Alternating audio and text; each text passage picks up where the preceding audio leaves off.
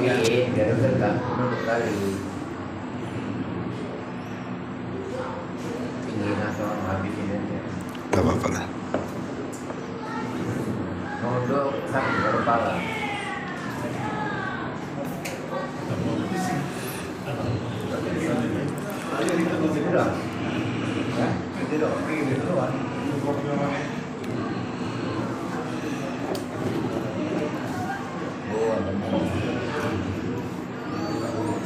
Kita mulai.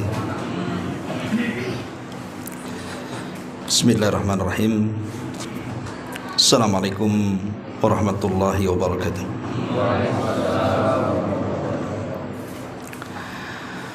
Bihamdillah wassalatu wassalamu ala rasulillah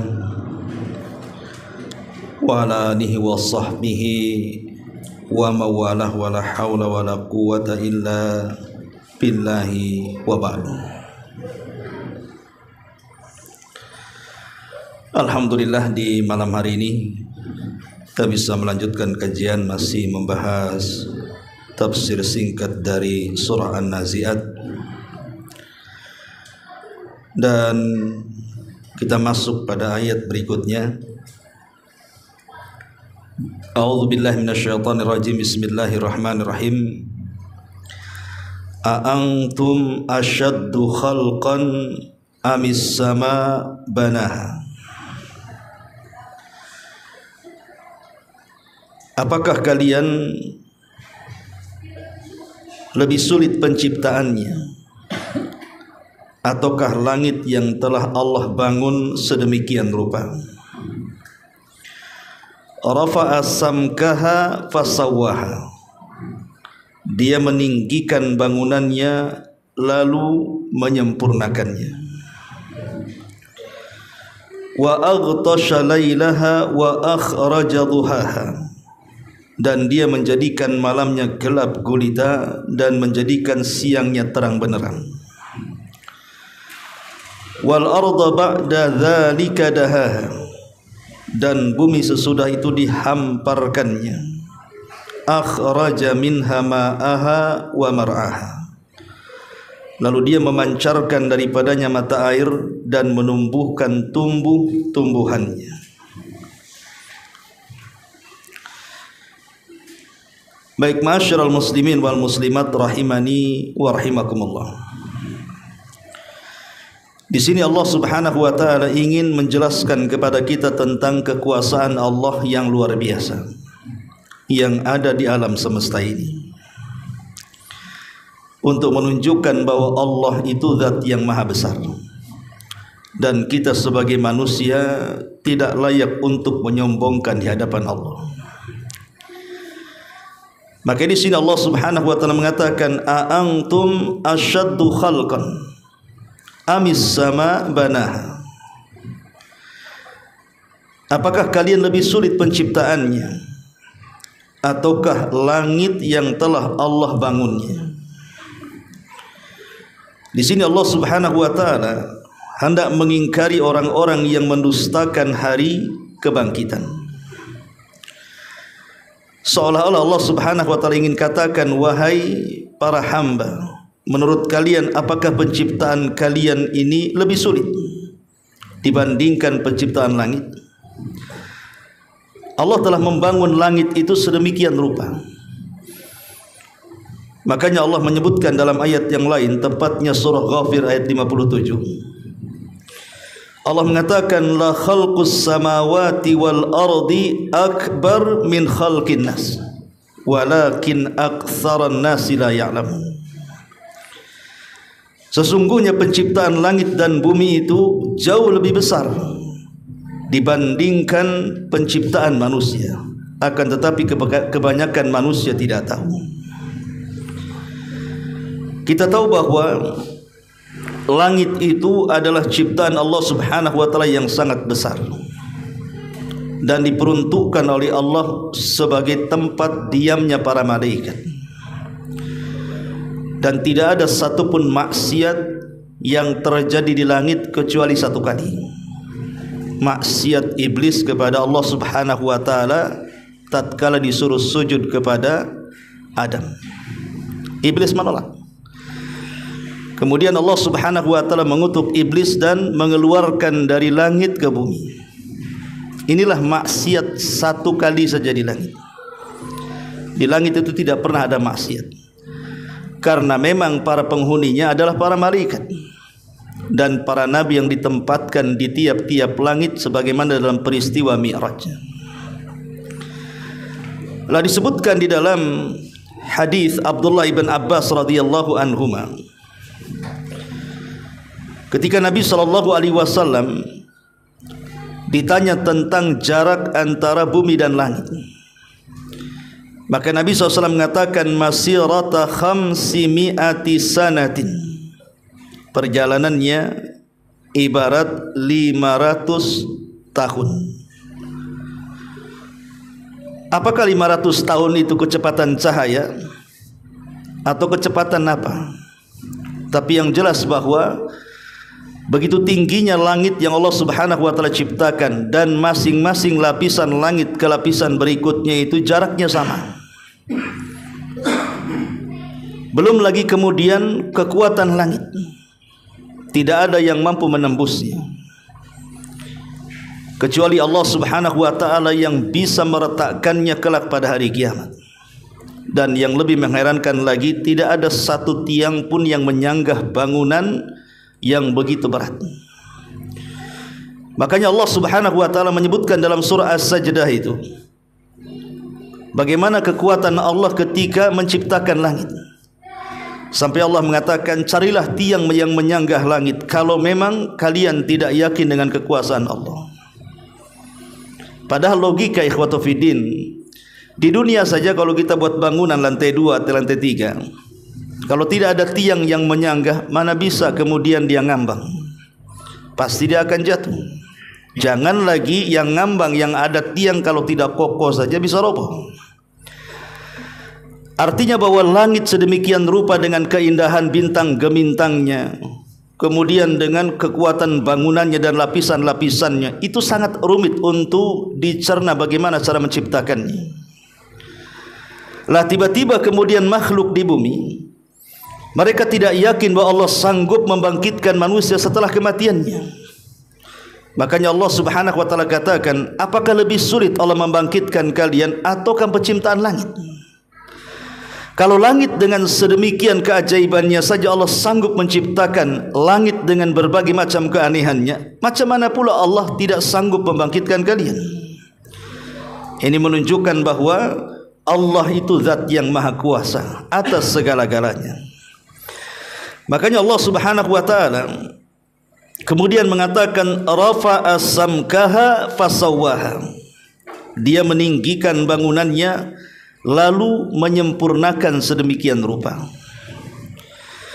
Kemudian Allah Subhanahu wa taala mengatakan wa aghtasha lailaha wa akhraja duhaha, dan dia menjadikan malamnya gelap gulita dan menjadikan siangnya terang benar. Kita tahu bahwa siang itu hanya ada di bumi.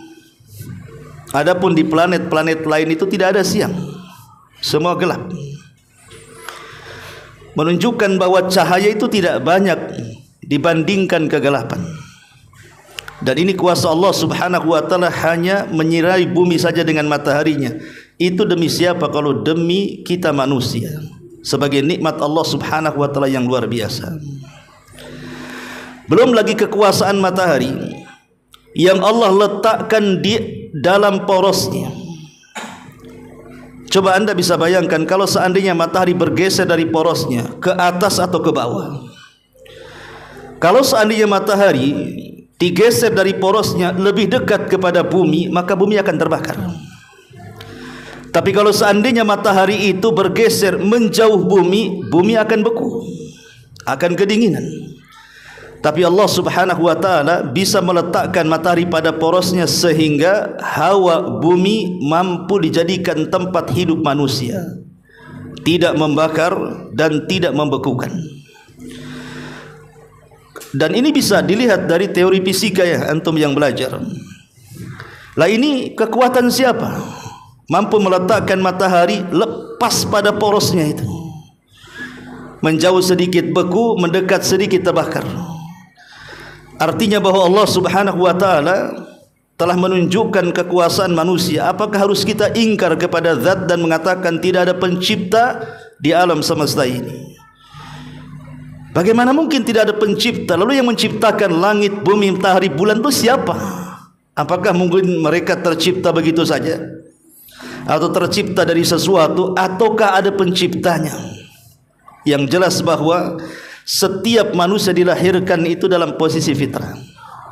Arti fitrah itu manusia itu mengakui siapa penciptanya. Siapapun dan anak siapapun. Mau anak yang terlahir dari bapaknya yang sudah muslim, mau anak yang terlahir dari bapaknya Yahudi, Nasrani, Hindu, Buddha, Konghucu atau sebutkan agamanya, maka semua bayi yang terlahir itu fitrah, sudah dibekali dengan rububiyah Allah Subhanahu wa taala. Makanya orang-orang kafir jahiliyah di atas kesyirikan mereka menyembah Lata, Uzza, Manat dan Khubal, Allah katakan wala in sa'altahum man khalaqas samawati wal ar la yaqulun Allah. Kalau engkau bertanya kepada mereka orang-orang musyrik Arab itu, siapa yang menciptakan langit dan bumi? Di atas kesyirikannya mereka mengatakan Allah. Makanya tauhid rububiyah itu tauhid yang bersyirikat antara mukmin dan kafir. Belum bisa memasukkan seseorang ke dalam Islam. Karena itu tauhid fitrah. Tauhid yang membedakan mukmin dan kafir itu adalah uluhiyah, bukan rububiyah. Walaupun kelaziman rububiyah itu harus uluhiyah. Karena orang kalau sudah meyakini bahwa yang menciptakan langit Allah, yang mengatur langit Allah, yang menguasai langit adalah Allah, yang menciptakan alam semesta Allah, yang mengatur alam semesta Allah, yang menciptakan alam semesta Allah, maka kelazimannya sudah barang tentu zat yang mampu menciptakan alam semesta haruslah disembah. Lalu kenapa kemudian manusia menyembah selain Allah Subhanahu wa taala? Karena syaitan telah menyesatkan mereka. Ma'asyiral muslimin yang dimuliakan Allah Subhanahu wa taala. Kemudian Allah Subhanahu wa taala katakan di sini, wal arda ba'da dzalika daha, dan setelah itu bumi dihamparkan. Dulu langit dan bumi itu menyatu, kemudian terjadi kehancuran hebat. Dalam teori fisika disebut Big Bang. Kemudian terpisahlah antara langit dan bumi. Lah bumi ini dihamparkan oleh Allah Subhanahu wa taala. Dan Allah Subhanahu wa taala jadikan bumi ini untuk kehidupan manusia. Di antara keajaiban bumi, Allah Subhanahu wa taala telah pilih beberapa tempat di bumi itu lebih suci dibandingkan tempat-tempat yang lainnya. Contohnya Mekah Al-Mukarramah. Maka tanah yang ada di Mekah Al-Mukarramah yang bagian daripada bumi ini adalah tempat yang paling baik yang ditempati manusia. Makanya Rasul sallallahu alaihi wasallam saat hijrah dari Mekah ke Madinah, kemudian dia naik ke atas bukit dan memandang Mekah. Rasul sampai bersumpah dan mengatakan, wallahi innaki la khairu ardillahi wa ahabbu ardillahi ilallahi azza wa jalla. Demi Allah, sesungguhnya engkau wahai negeri Mekah sungguh sebaik-baik negeri dan negeri yang paling dicintai Allah Subhanahu wa taala. Dan tidak ada satupun jengkal di Mekah atau di negeri Mekah sana kecuali disucikan oleh Allah Subhanahu wa taala. Makanya disebut Mekah Al-Mukarramah, Mekah yang dimuliakan. Karena disitulah tempat di mana Allah pertama kali disembah oleh manusia, Adam dan Hawa alaihi wassalam. Kemudian setelah Mekah ada negeri Madinah, di mana tanah di kota Madinah juga menjadi tanah haram kedua. Makanya disebutkan dalam sabda Nabi sallallahu alaihi wasallam yang dikeluarkan Imam Muslim, inna Ibrahima harrama Makkah wa inni haramtul Madinata. Sesungguhnya Nabi Ibrahim menjadikan kota Mekah sebagai kota haram, tetapi sesungguhnya aku menjadikan kota Madinah sebagai kota haram juga. Ketika Nabi Ibrahim mendoakan keberkahan kepada makanan-makanan yang ada di Mekah, maka Nabi SAW juga mendoakan makanan-makanan yang ada di kota Madinah. Dan ini negeri yang luar biasa. Baru setelah itu ada Palestina dan Syam secara umum. Kata Nabi SAW, disebutkan dalam hadis Nabi SAW, alaika bisyam fa innaha khiratullahi fi ardihi. Berdiam dirilah kalian di negeri Syam, karena negeri Syam adalah negeri pilihan Allah Subhanahu wa taala yang ada di permukaan bumi. Makanya dalam peristiwa Isra Mi'raj sampai Allah Subhanahu wa taala berfirman, subhanalladzi asra bi'abdihi lailan minal masjidil haram ilal masjidil aqsa alladzi barakna haulahu. Di sini Allah mengatakan barakna haulahu, yang Allah berkahi di sekitarnya. Dan ini keajaiban bumi, artinya ada sebagian belahan bumi itu yang Allah sucikan dibandingkan tempat-tempat yang lainnya. Ma'asyiral muslimin yang dimuliakan Allah Subhanahu wa taala, bumi dengan berbagai macam keanehannya. Kita bisa menyaksikan di sana ada lautannya, ada gunung-gunungnya, ada hutan-hutannya, ada tempat yang layak ditempati, ada yang tidak layak, ada lembahnya, ada tinggi, ada rendah, ada bukit, ada lembah, dan begitu seterusnya. Ini keajaiban yang sulit untuk disingkapkan rahasianya. Hanya sedikit orang-orang yang bisa memikirkannya. Dan itu Allah Subhanahu wa taala ingin katakan di sini bagaimana Allah kuasa menciptakan bumi dengan sedemikian rupa. Kalau Allah sanggup menciptakan bumi dengan sedemikian rupa, masa Allah tidak sanggup menciptakan kembali manusia yang sudah mati? Ini seolah-olah Allah Subhanahu wa taala ingin katakan seperti itu. Kemudian Allah Subhanahu wa taala mengatakan akhraja minha ma'aha wa mar'aha. Darinya Dia pancarkan mata air dan ditumbuhkannya tumbuh-tumbuhan. Kita tahu bahwa salah satu nikmat kehidupan yang dirasakan manusia adanya air. Karena Allah Subhanahu wa taala yang mengatakan wa ja'alnal ma likulli syai'in hayyin. Kami jadikan air itu segala sesuatu bisa hidup. Tanpa air manusia itu mati. Bisa dicoba. Orang tidak minum 1 bulan apa enggak mati? Jangan 1 bulan, 3 hari saja sudah mati manusia tidak minum itu. Manusia bisa bertahan dari lapar, tapi tidak bisa bertahan dari haus. Artinya bahwa air ini salah satu keajaiban Allah Subhanahu wa taala. Lah dari air juga ada sebagian air itu yang Allah Subhanahu wa taala sucikan dibandingkan air-air yang lainnya. Di antaranya air Zam-Zam. Makanya Nabi SAW sampai mengatakan ma'u Zam-Zam lima syuribalahu, bahwa air Zam-Zam itu kalau diminum akan mengabulkan setiap orang yang meminumnya. Dan ini keajaiban. Ya, tidak sama air Zam-Zam dengan air-air yang lainnya, karena Allah telah pilih itulah air yang paling suci yang ada di permukaan bumi. Kemudian Allah Subhanahu wa taala juga mengatakan di ayat selanjutnya, di antara keajaibannya adalah wal jibala arsaha, dan gunung-gunung Dia pancangkan dengan sangat teguh. Gunung adalah salah satu makhluk yang terkuat yang ada di bumi, karena gunung adalah salah satu pasak sehingga kita bisa stabil hidup di alam bumi ini. Dan kita tahu bahwa yang namanya pasak lebih panjang ke bawah dibandingkan yang muncul ke permukaan. Antum kalau buat tenda, pasaknya 1 meter, kemudian antum tancapkan hanya 10 cm saja, tidak akan kuat pasak itu, pasti tercabut. Tapi kalau seandainya antum tancapkan semua pasaknya, disisakan 10 cm, maka tentu pasak itu akan kuat. Maka teori gunung itu yang nancap ke bumi itu lebih panjang dibandingkan yang menjulang ke atas. Gunanya untuk apa? Keseimbangan bumi. Makanya kalau kita lihat ada gempa vulkanik, Bagaimana kemudian menjadikan bumi itu seolah-olah lini dan gempa di mana-mana sampai menghancurkan segalanya. Itu karena ketidakstabilan pasaknya. Lah ini kuasa siapa menjadikan bumi seimbang ketika kita berjalan tidak oleng gitu ya, tidak goyang, mau pakai apa saja seolah-olah tidak bahaya. Itu semua karena Allah tancapkan gunung di situ.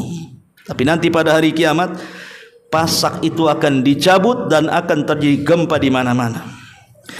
Ma'asyiral muslimin yang dimuliakan Allah Azza wa Jalla, sebagaimana tanah ada yang Allah pilih, kemudian air ada yang Allah pilih, begitu juga gunung. Ada gunung-gunung pilihan Allah Subhanahu wa taala. Di sana ada yang disebut dengan Jabal Tur. Jabal Tur.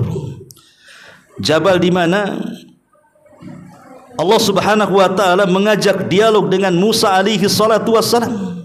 Dengan sebab itulah Musa disebut Kalimur Rahman, nabi yang banyak berbicara dan berdialog dengan Allah Subhanahu wa taala tanpa perantara.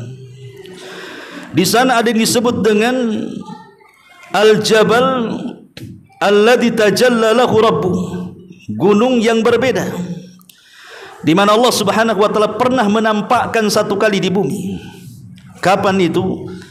Saat Nabi Musa alaihi salatu wassalam mengajak orang-orang pilihan untuk mendengar kalam-kalamnya di bukit itu,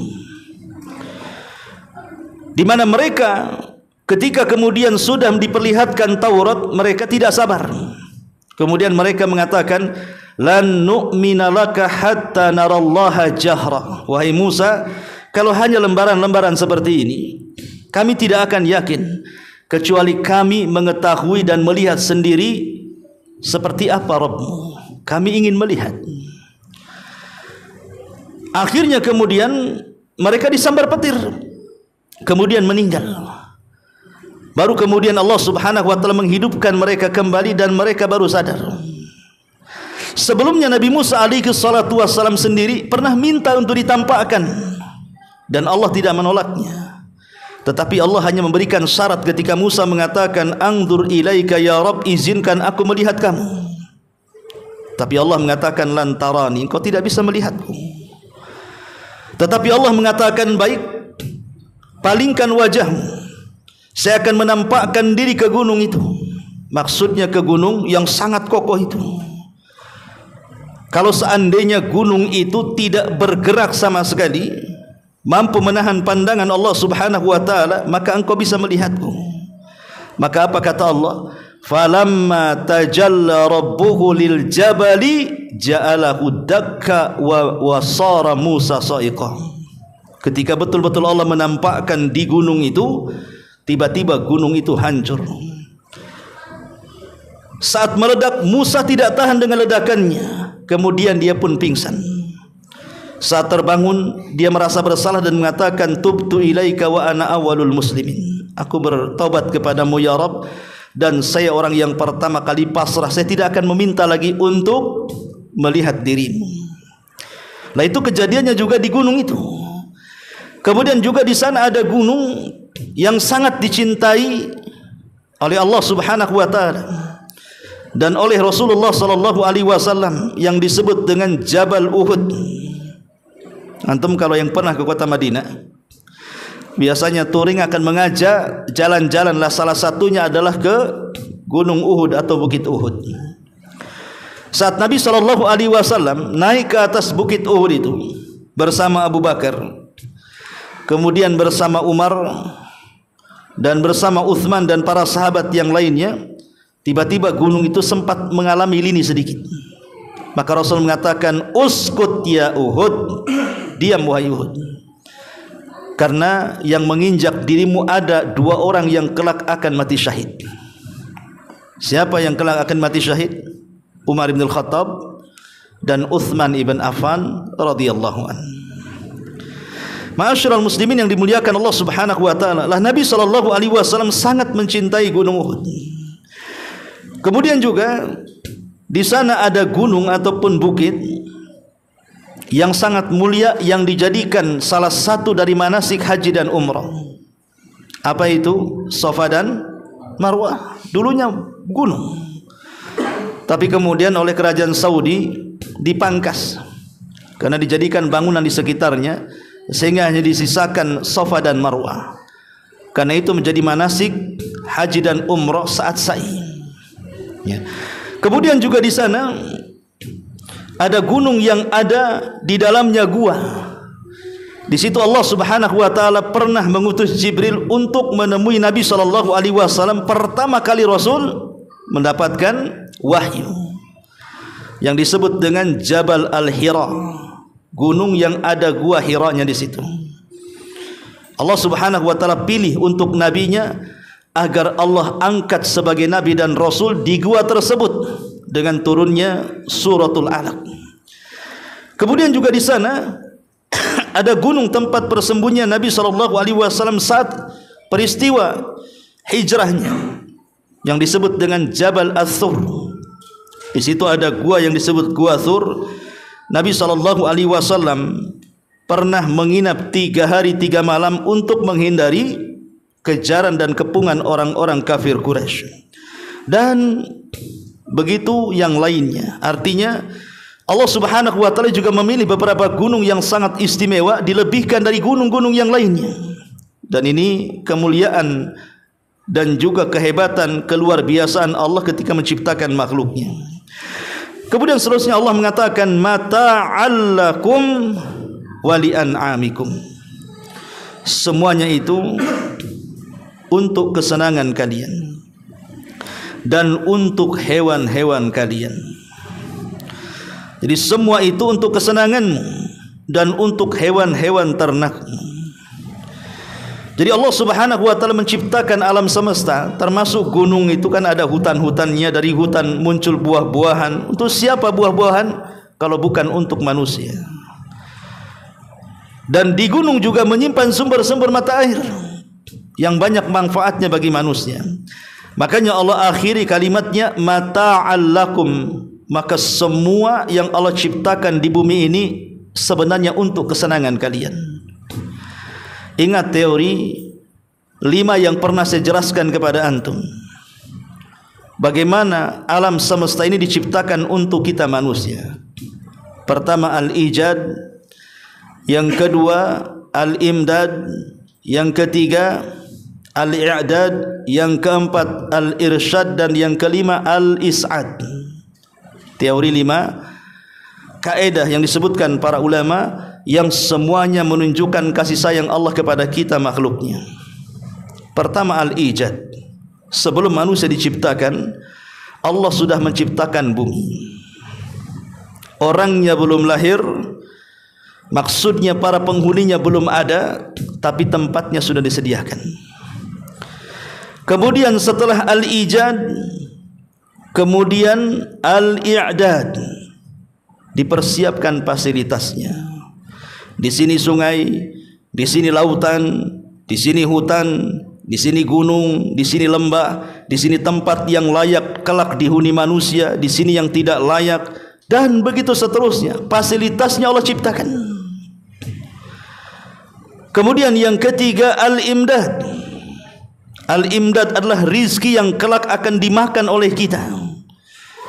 Allah perbanyak dan Allah tidak akan menghentikan pertumbuhannya.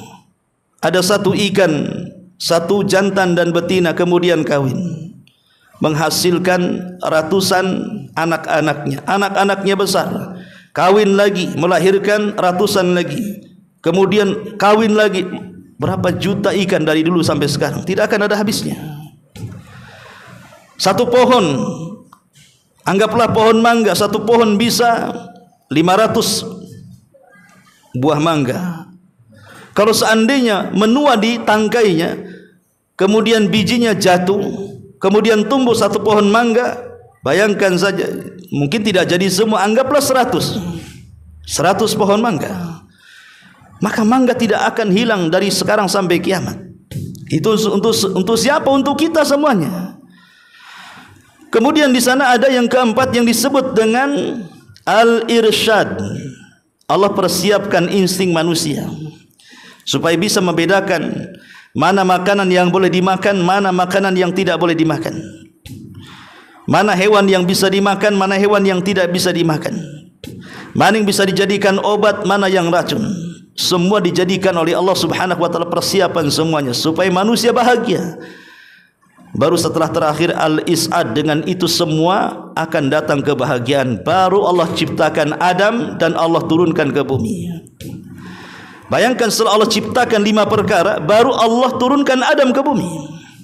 Ibaratnya kalau seandainya ada seorang anak muda baru menikah dengan seorang gadis, belum berhubungan, tetapi sudah disediakan, nanti kalau kita punya anak, kita sudah sediakan ini rumahnya.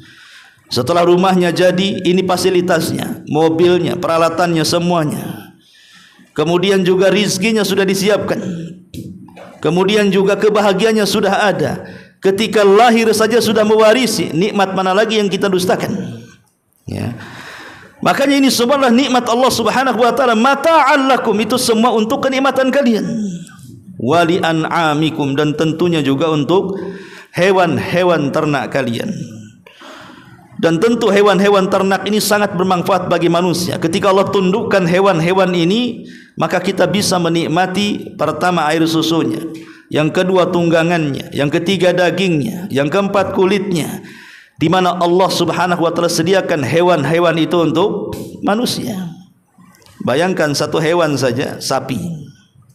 Sapi ini bisa menghidupi jutaan jiwa bayi di seluruh dunia dari susunya.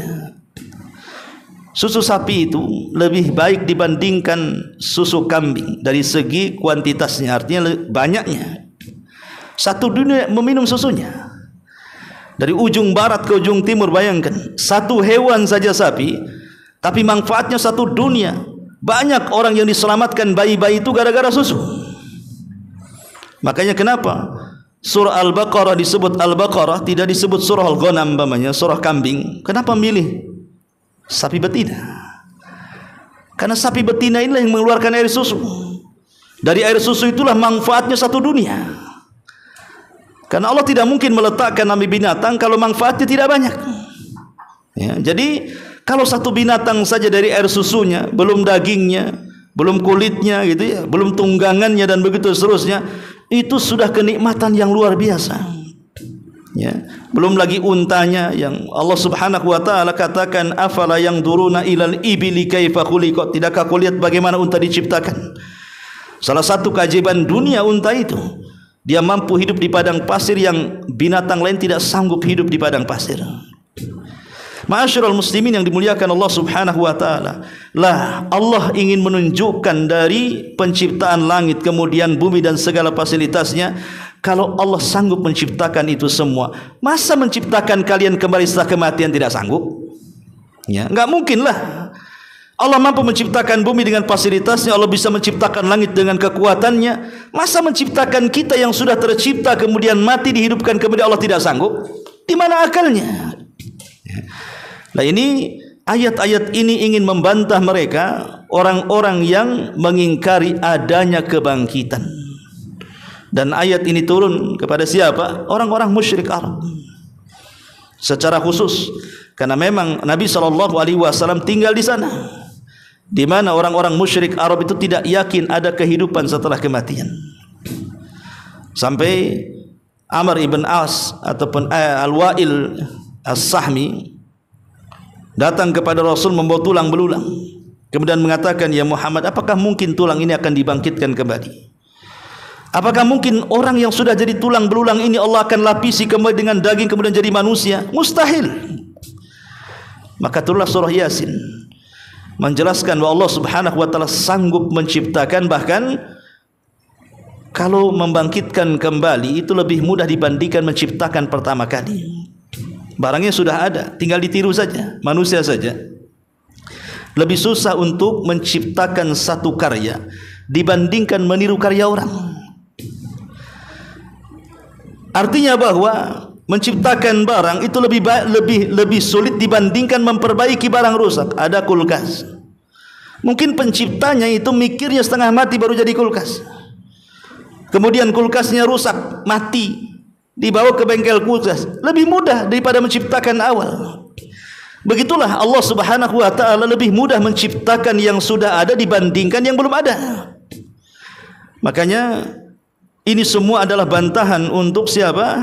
Untuk orang-orang kafir Makkah secara khusus, dan untuk seluruh para pengingkar Allah Subhanahu wa taala yang mengingkari kebangkitan setelah kematian secara umum dari zaman ke zaman sampai hari ini.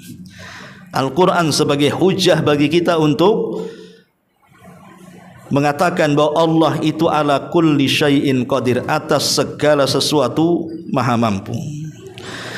Ma'asyiral muslimin yang dimuliakan Allah Subhanahu wa taala, kemudian Allah mengatakan fa idza ja'atit tammatul kubra. Ini sudah pembahasan lain. Maka Allah Subhanahu wa taala berfirman, maka apabila malapetaka telah datang kepada kalian.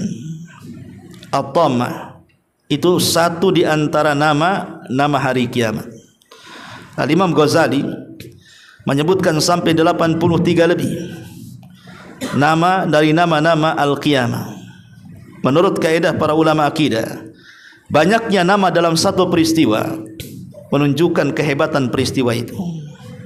Satu peristiwanya, tapi namanya bermacam-macam. Ada Al-Waqi'ah, ada Al-Qari'ah, ya. Ada Al-Qiyamah, ada As-Sa'ah, di sini ada At-Tammah, ada Ar-Rajifah, macam-macam. Sampai 83 nama untuk satu peristiwa. Menunjukkan bahwa peristiwa itu sangat dahsyat sekali. Ya, karena hari kiamat adalah hari yang sangat dahsyat. Sampai-sampai ada seorang laki-laki Badui datang menemui Nabi SAW, kemudian bertanya, mata sa'ah ya Rasulullah, kapan kiamat terjadi wahai Rasul? Maka Rasul enggan untuk menjawabnya. Kemudian dia bertanya kedua kalinya, mata sa'ah ya Rasulullah, kapan kiamat wahai Rasul? Rasul pun seolah-olah enggan menjawabnya dan berpaling dari dia. Sampai 3 kali dia terus mengatakan, kapan kiamat, kapan kiamat, kapan kiamat. Seolah-olah semua para nabi dan rasul disibukkan dengan pertanyaan itu. Jadi semua para nabi sejak zaman Nabi Adam sampai nabi yang ditutup akhir zaman Nabi kita Muhammad SAW, semua para nabi disibukkan dengan pertanyaan itu. Ibrahim dengan kaumnya berkatakan, ya Ibrahim, kapan kiamat? Kemudian Nuh dan kaumnya mengatakan, Nuh, kapan kiamat? Semua para nabi, Syuaib, Saleh, semua ditanya kapan kiamat. Termasuk Nabi kita Muhammad SAW disibukkan dengan pertanyaan itu, kapan kiamat. Termasuk ustaz juga disibukkan, ustaz kira-kira kapan kiamat katanya. Jadi seolah-olah kiamat ini menjadi momok bagi manusia. Ada yang yakin, ada yang tidak. Makanya Nabi SAW tidak menjawab. Rasul hanya membalik pertanyaan saja. Wa ma'adadtalah, kau dari tadi kapan kiamat? Sebenarnya untuk apa? Ya, kita pun bertanya, untuk apa sebenarnya bertanya soal kapan kiamat? Apakah untuk melihat bagaimana langit digulung? Untuk melihat bagaimana bintang-bintang dijatuhkan? Untuk melihat bagaimana air laut diluapkan dan jadikan api membara? Atau untuk melihat bagaimana gempa di mana-mana dan bangunan diruntuhkan? Untuk apa sebenarnya bertanya soal kiamat itu? Makanya Rasul enggan menjawab. Rasul hanya membalikkan pertanyaan dan mengatakan, wa ma'adadta laha. Engkau bertanya soal kiamat itu, apa yang sudah kau siapkan? Jadi harusnya jangan disibukkan dengan pertanyaan itu, tapi harusnya pertanyaan berbalik kepada kita, apa yang sudah kita siapkan untuk kiamat? Minimalnya jangan kiamat besar, karena kita berlindung mudah-mudahan Allah tidak mempertemukan kita dengan kiamat besar. Minimalnya kiamat kecil. Apa itu? Al-maut, kematian. Kata Rasul, idza mata ahadukum faqad qamat qiyamatuhu. Kalau salah seorang di antara kalian meninggal dunia, berarti tegaklah kiamat kepada kalian. Inilah yang harusnya dipersiapkan. Jangan cerita kiamat besar. Hari-hari ada orang yang mati. Mati di jalan, mati di rumah sakit, mati di rumah. Hari-hari, bahkan kita menangani orang mati, memandikan, mengkafankan, menguburkan, menyolatkan. Terkadang kita tidak berpikir bahwa kita akan seperti mereka. Harusnya ini yang disiapkan. Ma'asyiral muslimin yang dimuliakan Allah Azza wa Jalla. Kenapa harus disiapkan semuanya sebelum datang ajal kita itu?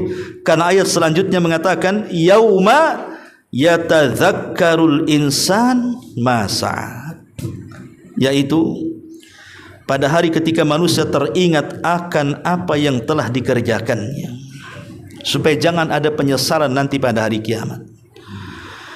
Sebab nanti pada hari kiamat, kata Ali bin Abi Thalib radhiyallahu an, al-yaum yaumul amal wa ghadan yaumul hisab. Kata Ali, kalau mau beramal sekarang waktunya di dunia. Kalau nanti setelah kematian tidak ada amal, yang ada hanya hisab, hisab dan hisab. Dan manusia nanti akan terpikir apa yang sudah ditinggalkannya. Lihat bagaimana Allah Subhanahu wa ta'ala di banyak ayat, di beberapa surat dalam Al-Quran menjelaskan banyak penyesalan. Jangankan kita makhluk yang penuh dengan dosa, malaikat saja sampai datang menghadap Allah Subhanahu wa ta'ala pada hari kiamat dan mengatakan, ma'abadna haqqa ibadatik ya Rabb, subhanak ma'abadna haqqa ibadatik. Allah berfirman bagaimana malaikat itu datang menghadap Allah, kemudian mengungkapkan penyesalannya dan mengatakan, subhanak ma'abadnaka haqqa ibadatik. Maha suci engkau ya Rabb, kata para malaikat, selama kami di bumi kami tidak benar-benar mampu beribadah dengan sesungguh-sungguhnya ibadah. Kalau malaikat saja merasa menyesal, mereka tidak merasa cukup dengan ibadahnya, padahal mereka makhluk yang senantiasa wa yaf'aluna ma yu'marun, melaksanakan apapun yang diperintahkan Allah. Macam mana pula kita manusia? Betapa besarnya manusia. Bahkan orang yang masuk ke dalam sorga saja sampai mereka menyesal. Orang yang sudah di dalam sorga itu mereka sangat menyesal. Kenapa dulu di dunia kami tidak memperbanyak zikir kepada Allah? Kenapa? Karena yang menentukan tingkatan di sorga itu amalan di dunia. Mereka ingin lebih tinggi tingkatannya. Ya. Kalau seandainya para malaikat menyesal, kemudian penduduk sorga juga menyesal, macam mana orang-orang yang diponis masuk neraka, mau dikekalkan dalamnya atau tidak? Tentu mereka jauh lebih menyesal. Makanya kemudian Allah katakan, laula akhartani ila ajalin qarib fa asaddaqa wa akum minas salihin. Kalau sekiranya Allah Subhanahu wa taala bangkitkan kami sesaat saja ke bumi, kami janji kami akan bersedekah dan kami akan menjadi orang-orang saleh. Itulah penyesalan mereka. Makanya kelak penyesalan itu akan sampai kepada kita, sampai Allah ingatkan di sini, yauma yatadzakkarul insanu ma sa'a, yaitu pada hari ketika manusia teringat akan apa yang dikerjakannya, wa burrizatil jahimu liman yara, dan neraka diperlihatkan dengan jelas kepada setiap orang-orang yang melihatnya. Nanti manusia ketika di padang mahsyar, yu'ta bi jahannam yauma idzin, akan didatangkan dengan jahannam pada hari itu, laha sab'una alfa zimamin, di mana jahannam itu memiliki 70.000 tali kekang. Karena zaman dulu kalau menggeret perahu untuk masuk ke air laut itu kan digeret pakai tali, lain dengan sekarang udah alat canggih. Kalau kan pakai tali itu, ya, digeret rame-rame gitu. Ini talinya saja, tali kekangnya saja 70.000. Sebayangkan besarnya neraka jahanam itu. Saking besar dan kuatnya jahanam itu, yang menarik saja jumlah para malaikat yang menarik itu, satu tali itu 70.000 malaikat.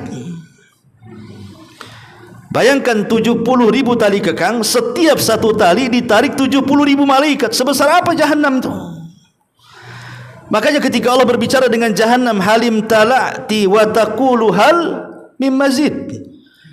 Ketika jahanam sudah dipenuhi manusia, kita tahu bahwa orang yang masuk ke dalam jahanam itu berbeda fisiknya dengan orang yang masuk ke dalam sorga. Kalau orang yang masuk ke dalam sorga kan fisiknya sama dengan Nabi Adam, 60 hasta kali 7 hasta, semua manusia akan sama seukuran. Tapi orang yang masuk ke neraka itu dibesarkan badannya sampai gigi gerhamnya saja seperti gunung Uhud, ya. Kemudian jarak lehernya saja 3 hari perjalanan. Itu menunjukkan besarnya supaya Allah memudahkan untuk menyiksanya. Tapi sebanyak manusia dari zaman Adam sampai yang terakhir mati dari orang-orang yang jahat yang masuk ke dalam jahanam itu, Jahanam tidak pernah penuh-penuh. Makanya Allah mengatakan, halim tala'ati, apakah kau sudah penuh wahai Jahanam? Jahanam mengatakan, hal min mazid, ada tambahan, masukkan saja ya Rabb, katanya. Saking besarnya Jahanam itu, dan itu akan diperlihatkan. Makanya ketika orang-orang kafir melihat neraka itu, mereka mengatakan apa? Rabbana innana sami'na wa absarna. Rabbana innana sami'na wa absarna. Ya Allah, sesungguhnya kami absarna wa sami'na. Kami sudah melihat dan kami sudah mendengar. Melihat neraka dan mendengar gemuruhnya neraka. Ketika di dunia orang enggak yakin dengan neraka, tapi nanti akan diperlihatkan dalam bentuk ainul yakin. Betul-betul mata yang lihat itu. Kalau di dunia saja mungkin ya pengetahuan dari orang-orang yang menyampaikan wahyu kepada kita dari kalangan para ulama tentang gambaran Jahannam, belum betul-betul ainul yakin, baru ilmul yakin namanya. Kalau hanya pengetahuan kan ilmul yakin.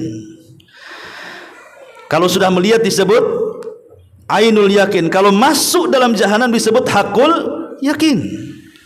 Sama dengan orang yang habis umroh datang ke kita cerita soal Ka'bah. Ya enggak mungkin lah, saking banyaknya ribuan orang ke Mekah cerita Ka'bah kita tidak yakin. Pasti yakin ada Ka'bah di sana. Itu disebut ilmul yakin. Kemudian Allah takdirkan canggihlah dengan adanya handphone. Sekarang ada live siaran langsung, orang sedang tawaf, nampak mata kita ke kamera. Oh betul, berubah dari ilmul yakin ke ainul yakin, nampak mata kita. Oh itu Ka'bahnya.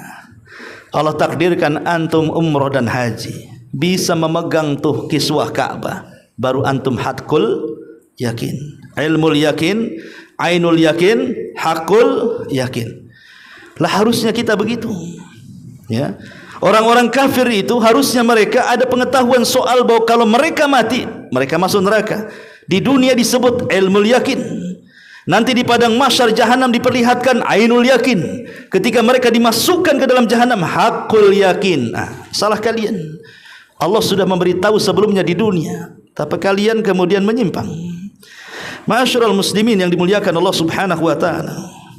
Maka Allah Subhanahu wa taala kemudian membagi manusia kepada dua kelompok. Fa amma man tagha, maka adapun orang-orang yang melampaui batas.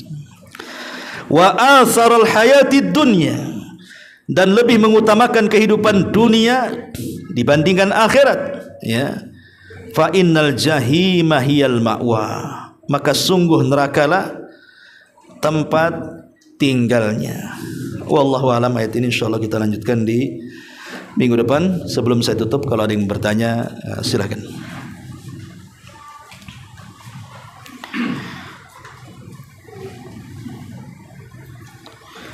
Baik, kalau tidak ada kita tutup. Subhanakallahumma bihamdika asyhadu an la ilaha illa anta astaghfiruka wa atubu ilaik. Allahu ta'ala alam. Assalamualaikum warahmatullahi wabarakatuh.